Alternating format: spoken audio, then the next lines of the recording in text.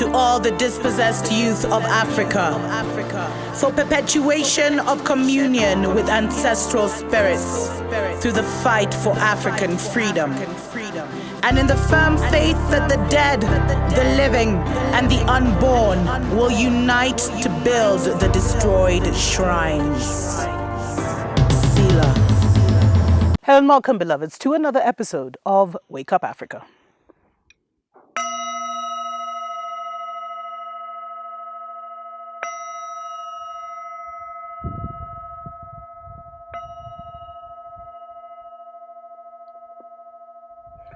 We really do pray that you are well in all your ways, beloveds, and that you are acclimatizing to your own narrative, to your own storyline, and you're figuring out what that storyline is, but you're getting used to it because right now we are in a major international narrative war. And, whoever controls the narrative controls the group consciousness and hence controls the world.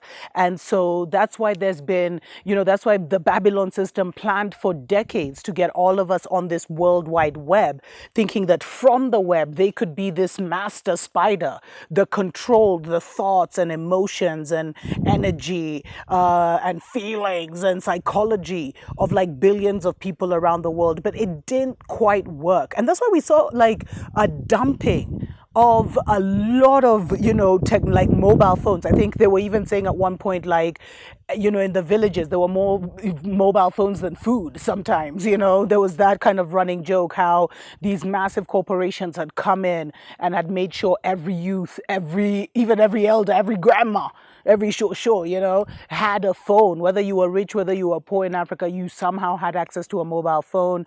There's so much about radiation and phones. Do your research, beloveds. But it's all been about to get us onto a particular narrative. That's what Babylon has invested so heavily on, is their narrative and making us feel like there is no other narrative. So first of all, they pushed their narrative down our throats. And that's how they started with, it's that carrot and stick vibe, where they'll dangle the carrot, the Disney movies, the this, the that, the American culture, the music. That's how they got so many of us Africans online, like admiring our elder brothers and sisters in the divided state, seeing their fashion, seeing this, and then we want to be like that.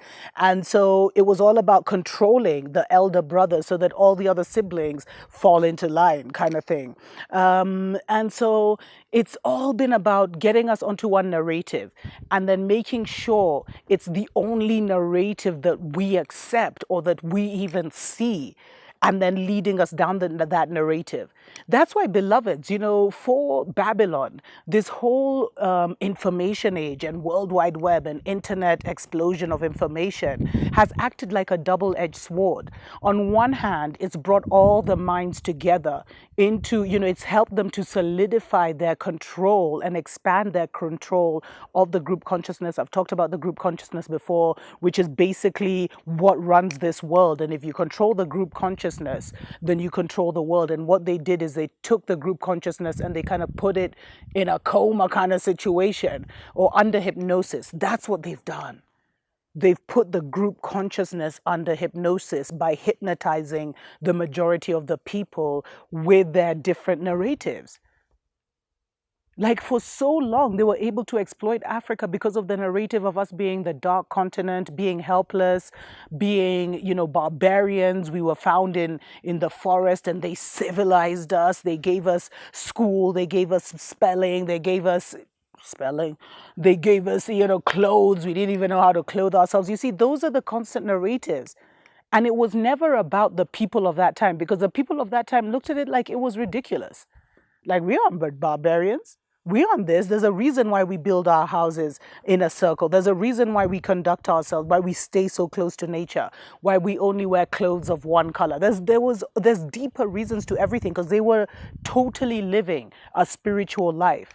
Whereas Babylon enticed us out of that spiritual paradise where our mind, we could really explore our mind and our spirit and the different elements, the angel kingdom, the fairy kingdom, the dragon kingdom. We could see those. We could see paradise, beloveds. We don't see that paradise anymore. Majority of us don't even know that paradise exists. And it's all because of the narrative that Babylon gave us. They made us hate ourselves. They made us feel like everything was less than. And then they shut out. You see, they controlled the storytellers, they controlled the books. If you think about physically what happened, they controlled the books, or who printed the books. Let's say that. So they acted like God on that level. And then they shut down every African scholar, every African historian. And you know, they always argue, well, you know, Africans could always raise money to support their own authors, their own scientists, their own IT experts. They could raise money to do that. Why are they always looking to Babylon to do that? The system is rigged for in the favor of Babylon. But those are other stories, beloveds. So the narrative war that's going on right now is, will you enter the New World Order or will you enter the New Earth? That's basically it. We're at a crossroads. And as much as, this is why I was saying it's a double-edged sword, as much as they've brought so many Africans online, they've also helped us to connect with one another. And you see, our group consciousness as melanin creators, because this is a melanin planet, trumps any AI group consciousness, any other group consciousness. And that's why they had to keep us dispersed and focus so much on feeding ourselves, clothing ourselves, the basics. It's like we were ripped of everything. And we didn't have an understanding why, because it's like an entire generation of storytellers, of history keepers, of, you know, medicine men and women was erased. Spiritual leaders, royalty were erased. And then Babylon came in with their narrative. And it's their narrative that keeps us prisoner, nothing else. It's just their narrative. But because of this information age, their narrative is exposed. It's like the whole Alice in Wonderland, when you see the man behind the curtain and you're like, oh, not Alice in Wonderland. What's the one where she wears the red shoes on the yellow brick road? I can't even remember, but where there's this whole person manipulating the world. And then all of a sudden, when they get to the final, where the architect is, it's like an old man behind a curtain. I can't remember what movie it is, what cartoon it is. Please let me know below. Let's take a short break. We'll be right back. Wake up, wake up, wake up, wake up, wake up, wake up, wake up. Wake up, Africa. Welcome back, beloveds, to Wake Up Africa. My name is Dr. Mumbi Saraki. So are you seeing the narrative wars? Babylon had thought it would be so simple to get everyone onto one narrative and then control it. And we can see that the Mzungus are at war with themselves right now. There's a major war going on in terms of like, there's literally, if it was to be told fairly, there's like a revolution going on across Europe and in Canada right now. But they are now the same narrative that was used against us and that they happily watched used against us. Maybe they didn't even know. Poor Africa, dark continent, black people are like this, black people is now been turned on them. The new black person is the one who won't take the double Big Mac, literally. But there's a whole narrative war going on. And if you listen to the alternative Muzungu voices, you'll hear that you'll see the people on the ground talking about how they're not taking it, they're not having it with what the government is trying to shove down their throats. It's not what they're doing. They're willing to stand their ground. And yet the same government that oppressed and colonized and enslaved us is now saying, yo, anyone who's a threat to government, we could seize your money, we could take you, we could deplatform you, we could take your job, we can do this, we can do that. Like, it's literally scary the way the Babylon narrative is going right now and what they're fighting for. And you see, martial law is like in Canada shows two signs. It could it's exactly what the government wants, or the people are really gaining footing. Who knows? It's all about there's a tug of war of narratives. But the narrative war in Africa, what's happened is they got the people who control everything.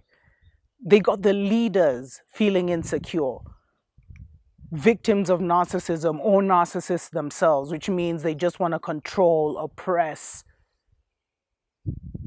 They see people as less than. Because a lot of these leaders of banks, captains of industries, the majority of them went to these private schools or went to international schools. So they were raised like a British, they were like a Mzungu British, or they were raised like a Mzungu American with those subtle levels of racism.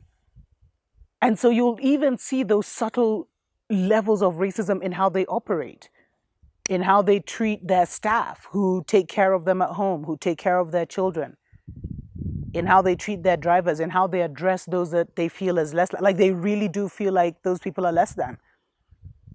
And there are elements of self-hate. So because of that, most of these, and there are leaders, most of these people, and then now they also, on top of it, they belong to secret societies, most of them, the different brotherhoods and sisterhoods. And anyone who's not of them, you're quickly briefed, or, it becomes so elitist that you want to be like them. I was shocked to learn the hardest pusher of the Double Big Mac here in Kenya is one of the most prestigious golf clubs. I was like, what? I mean, do people research? I thought people would be in the know as to what is happening globally. Like, people are fighting and you guys are just rolling out a red carpet. But those are the people they control. The majority of Africans are totally out of any kind of global narrative. They're just living their lives on their level, in their village, in their communities. And they'll tune in once in a while like, whoa. But most aren't, World War III because of Ukraine and stuff. That doesn't affect their daily lives. Things come, and as I was told by one elder, the storms come and the storms go. The wind blows in and the wind blows out, but they'll still be in the same village that their great, great, great, great, great grandmother and great, great, great, great, great, great, great grandfather lived in, doing the same thing. Maybe they've changed the house from a round one to a square one. Maybe now they're wearing modern clothes, but for the majority of Africans, they don't see that change. So where it happens is in the cities, and where Babylon has its control through these leaders, or we should call them misleaders. They're the ones who they've really worked on. And you see, a lot of us chose to be born into those families, or we've been blessed to come from the other side, where we haven't been victims of brainwashing, where we haven't been victims of elitist indoctrination. But all of us were targeted through the institutions by being told, in order to get anywhere in this system, you had to go through their degrees. You had to go through their schooling, and they got us there. That's where they got our generation. Whether you grew up rich, whether you grew up poor, they made you aspire to be one of the misleaders, one of the elite, the classes, the ones driving the Benz and living in the big house and controlling a bunch of people and getting to go to Paris, and all that nonsense. But they got that group of people, and then those group of people lord it all over all of us. But there's a change that's happening right now, beloveds, because a lot of the leaders haven't known better. This information has just become available recently. Even they're learning just as many are at the same time almost. And the people who they had dismissed as conspiracy theories, or theorists, sorry, they now have to go back and watch again and be like, yo, what? Tuskegee, what? They gave our people what? Through what? Things that they had never heard of. So it's like either they re-educate themselves or they fall with Babylon. That's the situation they're finding themselves in. But as in the global narrative, I think it would be best for us as Africans and as melanated people to not share so much about what is happening in Babylon, because it doesn't really matter what's happening in Ukraine. It's good to keep it like a weather forecast. But we have to start creating our own information, our own narrative, by telling people this is why we're here right now, this is how we got here, and this is where we can be heading to. These are the skills you have. These are the access you have on a spiritual level. Let's create that story and narrative for our people and pull back from glorifying Babylon. Because sadly, There's so many, and I love them, by the way, so I'm not even criticizing. There's so many, like the channels that are really doing well across Africa are more baller, luxury life kind of, or Babylon life kind of shows. But if we could even find just space to tell our own narrative in our own way, especially those who are sharing information in our own way, beloveds. Either this is where how we got here, this is where we need to go, and this is how we get there. Those should be the main stories that we're feeding on and that we're feeding to our people. And then a minute can be like a weather forecast. This is what's happening. Babylon continues to fall there at this stage now. The buildings are falling now. That kind of situation. Because we're not even in that narrative war. And if you look closely, you'll see it. I'm ending now. Like when the CNNs and the BBCs of this world were talking about what happened in Ottawa, in Canada, and how now Canada is under martial law, and they were like, the truckers have ignited this revolution across the world. But they listed all these countries. Africa was nowhere. New Zealand, Israel, this, that, but Africa was nowhere. Bliss. So it's like Africa, we're a side note. So we should really be, we are the generation that will create our own narrative that others will now want to join. Tuko pamoja.